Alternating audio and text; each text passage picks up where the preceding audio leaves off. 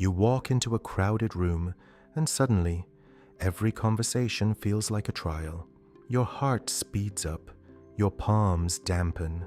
Your mind begins a frantic search for an exit strategy that won't draw attention. It's not just noise, it's a flood of silent questions. Are they judging your clothes? Did you smile too much? Too little? Every micro-expression on a stranger's face feels like a coded message of rejection. You're physically present, but mentally, you're miles away, analyzing a threat that isn't really there. This isn't simple shyness, and it's certainly not introversion. It's social anxiety, a sophisticated psychological pattern that haunts millions of high-functioning minds every day. While you look calm on the outside, a storm of cortisol is flooding your nervous system. Most people believe this fear is about others, but they're looking at the wrong side of the mirror. The truth is colder than that. Social anxiety isn't about what they think. It's about what your brain thinks they're thinking. Once you decode the neuroscience and the evolutionary loops that keep you paralyzed, the mystery dissolves into brutal logic. This isn't a personality flaw. It's a survival mechanism that has mistaken everyday social situations for life-threatening battlefields. You've spent years building walls to protect yourself, never realizing those same walls have become your cage. But here's the part no one mentions. The very thing you think is saving you is exactly what's keeping you stuck. And it all begins with an ancient inheritance we carry in our DNA. You've walked into 1,000 rooms in your life, and in every single one, there was a moment, brief but unmistakable, where you became hyper-aware of yourself, your posture, your expression, the way you're standing, and in that moment, you weren't thinking about the room. You were thinking about what the room was thinking about you. If you know that feeling, you already know what this video is about. Most people call it shyness. Some call it introversion. But it's neither. It's social anxiety, a psychological mechanism that millions of people live with every single day, many of whom appear completely composed on the surface. And if you've spent years convincing yourself that you're just not good with people, or that you're awkward, or that there's something fundamentally broken about the way you exist in social spaces, this video will change that, because social anxiety isn't a personality flaw. It's not a lack of confidence. It's a survival system, an ancient evolutionary response that your brain activates in situations where there is no actual threat. And once you understand the neuroscience, the cognitive loops, the psychological mechanisms that keep you trapped, you stop seeing it as something wrong with you. You start seeing it for what it really is, a ghost. And ghosts can be decoded. Picture this. You're at a work meeting. Everyone's relaxed, talking casually, sharing ideas without hesitation. The conversation flows naturally. Then, someone asks you a question, a simple, direct question. And suddenly, the room shrinks. Your throat tightens. Your mind goes blank, then floods with thoughts. Not about the answer, but about how you'll sound when you give it. Will your voice shake? Will you stumble over words? Will they notice the pause? You answer somehow, and it comes out fine. But inside, you're convinced you just exposed yourself as incompetent. Or maybe it's not a meeting. Maybe it's a grocery store. You're standing in line, and the cashier makes small talk. A normal, friendly exchange. But your brain treats it like a performance review. You analyze your tone, your facial expression, the timing of your responses. Did you say thanks too quickly? Too slowly? And even after you leave, the interaction replays in your head on a loop. dissecting every micro detail for evidence that you failed a test no one else even knew was happening.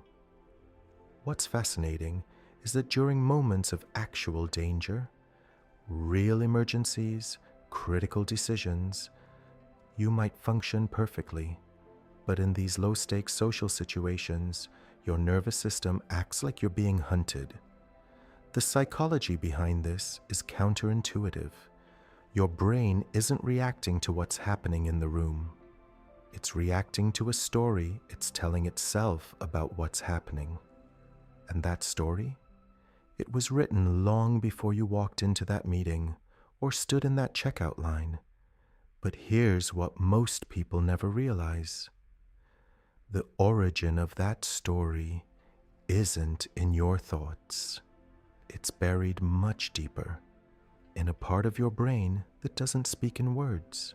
From a neuroscience perspective, social anxiety lives in the amygdala, the brain's ancient alarm system for detecting threats. In most people, this system activates only when there is tangible physical danger. But in the socially anxious mind, the amygdala treats a stranger's gaze the same way it treats a predator in the wild. When you speak, the prefrontal cortex, your seat of logic, is suddenly overridden by a primal limbic panic. Your heart rate spikes not because of the room, but because your brain thinks you are fighting for your life. This is not a malfunction, but an evolutionary ghost from our tribal past. Thousands of years ago, social rejection was a literal death sentence. To be exiled from the tribe meant certain starvation. Your ancestors survived because they were hyper-aware of social disapproval, passing down genes wired for extreme social vigilance. You have inherited a biological software that treats a simple, awkward silence like a survival catastrophe. The stakes have changed over millennia, but your nervous system is still living in a world of spears and shadows. Beyond the biology, a cognitive distortion called the spotlight effect creates a hall of mirrors in your mind. Research suggests we overestimate how much others notice our flaws by as much as 200%. You believe every stumble and stutter is being broadcast on a giant screen for the world to judge. In reality, most people are far too consumed by their own internal dramas to even register your presence. You are the protagonist of your own nightmare. But to everyone else, you are just a background character in theirs. This creates a lethal feedback loop. The more you monitor yourself, the less natural you become, confirming your deepest fears. You aren't just having a conversation. You are watching a live recording of yourself, analyzing every word for evidence of failure. This split attention is what truly destroys your ability to connect, making you a spectator in your own life. Your brain uses this hypervigilance to avoid rejection. Yet, it is this very mechanism that creates the distance you fear. But the shadow goes even deeper than self-monitoring. Because beneath the fear of being seen lies a much darker psychological distortion. Let's dismantle this with the cold precision of reality. Take a simple phone call, a mundane task for most, but for you, an hours-long negotiation with your own shadow. You script your opening lines, rehearse every possible response, and anticipate a dozen ways the conversation could collapse. When you finally dial, your voice still trembles, and your mind still betrays you mid-sentence. Afterward, you don't feel relief. You spend the next hour replaying the recording in your head, convinced you've exposed a flaw that no one else even noticed. Consider the social gathering, the casual party where everyone else seems to breathe effortlessly. You walk in with a pre-planned exit strategy and a list of safe topics, burning cognitive energy at an unsustainable rate just to appear normal. To the world, you are a calm guest. To yourself, you are a performer on a stage with no room for error. Every silence is a personal failure, and every interaction is a drain on your nervous system. By the time you leave, you aren't just tired, you are emotionally hollowed out by the sheer effort of pretending you weren't terrified. Then there is the digital spiral, the benign text message followed by the deafening silence of a delayed response. Each minute without a reply becomes a courtroom where you are both the defendant and the judge, analyzing your own punctuation for signs of offense. When the warm reply finally arrives, the relief is short-lived, replaced by a bitter sense of foolishness for spiraling at all. You aren't avoiding actual social danger. You are avoiding the feeling of danger. You are trapped in a cycle where no interaction is simple enough to be safe. But here is where the path divides. Because understanding the trap is only the beginning. The real question is how you dismantle it. And the answer lies in a paradox that goes against every survival instinct you possess. The first truth you must accept is this: you cannot think your way out of social anxiety. Your rational mind has no authority over the primal alarms of the amygdala. Logic simply doesn't speak the language of a nervous system in survival mode. The only way to rewire the response is through systematic desensitization, gradually proving to your brain that social interactions are not death sentences. It's not about grand, terrifying leaps, but about deliberate, controlled steps. Teaching your biology through experience what your mind already knows. Start by dismantling the myth of readiness. Comfort is not a prerequisite for action. It is a byproduct of habituation. You must climb the ladder of your fears, starting with the mundane until the baseline of your anxiety begins to erode.